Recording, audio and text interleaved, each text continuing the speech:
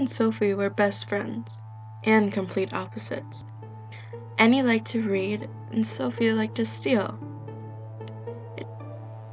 It didn't matter what it was, Sophie liked the feeling of doing it.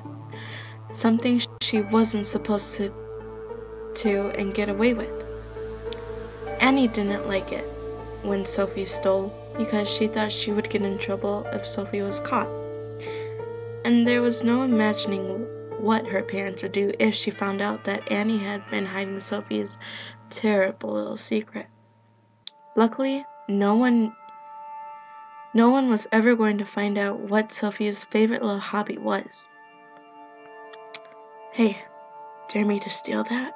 Sophie whispered to Annie, pointing at a Kit Kat bar. "No," Annie whispered back. Annoyed with Sophie's little habit, Sophie rolled her eyes and shoved the Kit Kat bar in her purse. They were just about to leave when Sophie spied a jar on the counter, filled with loonies, just sitting atop of the counter. The clerk wasn't looking at all then. She was turned around talking on the phone. Sophie quickly took a loonie and laughed. Just a loonie was funny. The jar read, "Give a loonie, save a child's life." When they both got out of the store, Annie got mad at Sophie. "That jar was supposed to be donations for children in Africa," she shouted. "I didn't see you do anything to stop me," Sophie smirked. "If I had said anything, the clerk would have probably turned around and called our parents," Annie shouted again. "Yeah, so?"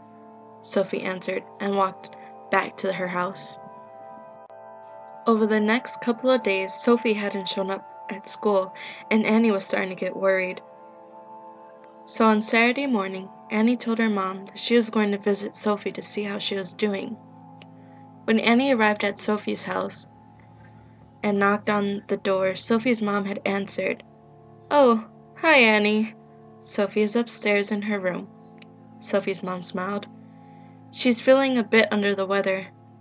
Annie ran into Sophie's room and looked up at the lump in her bed. She appeared to be sleeping.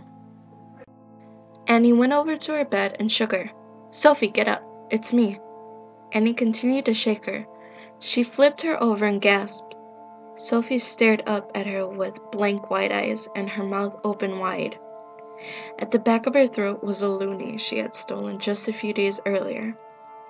Annie heard a tapping on the window and looked. There was a note taped to it. "If you take $1 from the jar, then you are taking a life." And that's exactly what she did.